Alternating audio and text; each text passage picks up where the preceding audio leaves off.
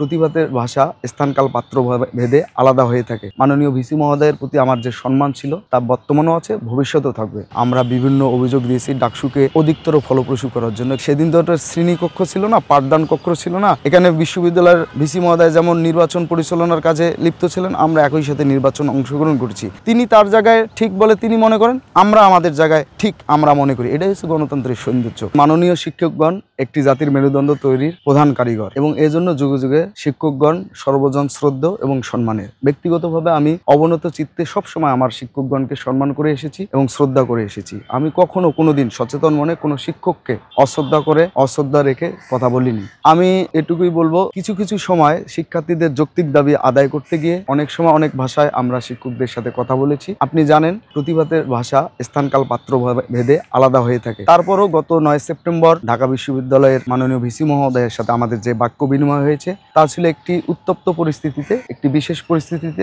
এবং একটি অস্বাভাবিক পরিস্থিতিতে। আমরা বলবো যে সেই অস্বাভাবিক বা উত্তপ্ত পরিস্থিতি কেন তৈরি হলো সেই দায় বিশ্ববিদ্যালয়ের সর্বোচ্চ প্রশাসনিক কর্মকর্তা হিসাবে মাননীয় ভিসি মহোদয় এড়াতে পারেন না। তারপরেও আমি এটুকুই বলবো, সেই বাক্য বিনিময়ের সময় মাননীয় ভিসি মহোদয়ের প্রতি আমার যে সম্মান ছিল তা বর্তমানেও আছে, ভবিষ্যতেও থাকবে। আমি বিশ্বাস করতে চাই আগামীতে বাংলাদেশের সর্বোচ্চ বিদ্যাপীঠ ঢাকা বিশ্ববিদ্যালয়ের প্রশাসনিক কর্মকর্তা, সর্বোচ্চ কর্মকর্তা হিসেবে মাননীয় ভিসি মহোদয় তার অতীতের সব ব্যর্থতা নির্মূল করে ভবিষ্যতে একটি সুন্দর আধুনিক গবেষণামূলক ক্যাম্পাস বিনির্মাণে অগ্রণী ভূমিকা পালন করবে। আমরা তাকে সবসময় আমাদের জায়গা থেকে সহযোগিতা করব। 5 আগস্ট পরবর্তী সময়ে ঢাকা বিশ্ববিদ্যালয় ক্যাম্পাসে আমাদের যে প্রশাসন নিয়োগ হয়েছে সেই প্রশাসনের প্রতি আমাদের তো অবশ্যই একটা আস্থার জায়গা ছিল। 5 আগস্ট পরবর্তী সময়ে ক্যাম্পাসে বিভিন্ন ঘটনা ঘটেছে। আমরা 5 আগস্ট পরবর্তী সময় সেই ঘটনার যে আমরা যেগুলা স্মারকলিপি দিয়েছিলাম, বিভিন্ন অভিযোগ করেছিলাম, সেই অভিযোগগুলো দৃশ্যমান কোনো পদক্ষেপ দেখতে পারিনি। ডাকসুকে কেন্দ্র করে আমরা বিভিন্ন অভিযোগ দিয়েছি ডাকসুকে অধিকতর ফলপ্রসূ করার জন্য, একটু প্রকৃত ডাকসু নির্বাচনের জন্য আমরা বারবার বিশ্ববিদ্যালয় প্রশাসন বরাবর আমাদের দাবি দেওয়া জানিয়ে এসেছিলাম।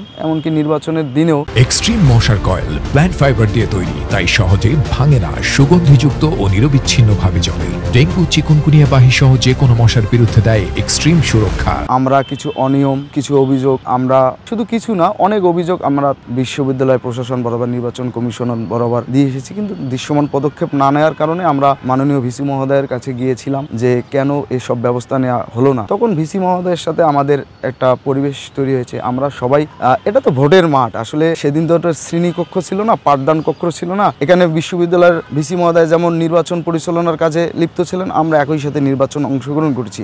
নির্বাচনে যখন আমরা অনিয়ম দেখেছি, অব্যবস্থাপনাও দেখেছি, আমাদের জায়গা থেকে আমরা সেখানে তার সাথে কথা বলার চেষ্টা করেছি, তিনি তার জায়গা থেকে কথা বলার চেষ্টা করেছেন এবং দুই পক্ষের মধ্যে কথা বলার এক পর্যায়ে তিনিও যেমন উত্তেজিতভাবে কথা বলেছেন, অপ্রাসঙ্গিক কথা বলেছেন, আমরাও আমাদের জায়গা থেকে প্রাসঙ্গিক কথা বলার চেষ্টা করেছি। এখন বিষয়টা হলো এ জায়গায় তিনি তার জায়গায় ঠিক বলে তিনি মনে করেন, আমরা আমাদের জায়গায় ঠিক আমরা মনে করি। এটাই হচ্ছে গণতন্ত্রের সৌন্দর্য। তবে হ্যাঁ, বিশ্ববিদ্যালয়ের ভিসি মহোদয়ের সাথে আমাদের যে বাকবিতণ্ডা হয়েছে সেটা অবশ্যই আমরা সেই পরিবেশ সৃষ্টির জন্য আমরা মনে করি বিশ্ববিদ্যালয় প্রশাসনের এখানে দায় রয়েছে। তারা যদি একটি প্রকৃত ডাকসু নির্বাচনের জন্য প্রথম থেকে কাজ করতে, হয়তো আমরা তার সাথে এইভাবে আমরা বাকবিতণ্ডায় বা বাক্য বিনিময়ে আমরা জড়াতাম না। আমি সকল পক্ষকে বলবো, বিশ্ববিদ্যালয়ের প্রশাসন সহ আমরা যারা শিক্ষার্থীরা আছি, যারা রাজনীতি করি, ভবিষ্যতে একটি বাংলাদেশ বিনির্মাণে, একটি সুন্দর আধুনিক ক্যাম্পাস বিনির্মাণে সবার ঐকান্তিক চেষ্টা, সবার সহিষ্ণুতার আচরণ ছাড়া আসলে একটি ভালো বিশ্ববিদ্যালয়, গবেষণামূলক বিশ্ববিদ্যালয় বিনির্মাণ করা সম্ভব না।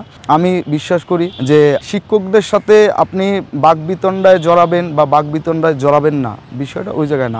আমাদের বিষয়টা হলো ওই পরিবেশ সৃষ্টিটা কেন হলো, কোশ্চেনটা ওই জায়গায়। তারপরও শিক্ষক হিসাবে আমরা অবশ্যই মাননীয় ভিসি মহোদয় সহ প্রশাসনে যারা আছেন তাদেরকে তো অবশ্যই আমরা শিক্ষক হিসাবে সম্মান করি। একই সাথে তারা যেহেতু প্রশাসনে ছিল, সেই প্রশাসনে আছে, সেই প্রশাসনে তাদের যদি ব্যর্থতা থাকে, আমরা ছাত্র সংগঠন হিসাবে অবশ্যই তাদের ব্যর্থতাগুলো আমরা তুলে ধরবো। সেটা এক এক সময় এক এক ভাষায়, এবং প্রতিবাদের ভাষা আপনি জানেন, আমি আগেও বলেছি স্থানকাল পাত্র ভেদে আলাদা হয়, এক একজনের কাছে এক এক রকম মনে হয়। তারপর আমরা বলছি আমরা সমস্ত ধরনের আলোচনা সমালোচনা আমরা সাধারণত গ্রহণ করি এবং সেই আলোচনা সমালোচনাকে সমন্বয় করে আমরা আমাদের কথা বলার চেষ্টা করি, আমরা আমাদের ডিসিশন নিই। সেদিনের ঘটনার পর এই পর্যন্ত অনেকে অনেকভাবে এটা সমালোচনা করছেন, আলোচনা করছেন। আমি তাদের উদ্দেশ্যে আবারও একই কথা বলবো, তাদের এই আলোচনা সমালোচনাকে অবশ্যই আমি ইতিবাচকভাবে নিই। একই সাথে আমি আমার স্কুল এবং কলেজ জীবনের সকল শিক্ষকগণকে আমি শ্রদ্ধাভরে স্মরণ করছি। একই সাথে সারা বাংলাদেশের নীতিবান শিক্ষকদের আমি শ্রদ্ধা জানাচ্ছি অবনত চিত্তে। তারা যাতে আমার জন্য দোয়া করে, আশীর্বাদ করে, আমি যাতে ভবিষ্যতে আরো ভালোভাবে সামাজিকভাবে, রাজনৈতিকভাবে, অর্থনৈতিকভাবে ভালোভাবে সচেতন থেকে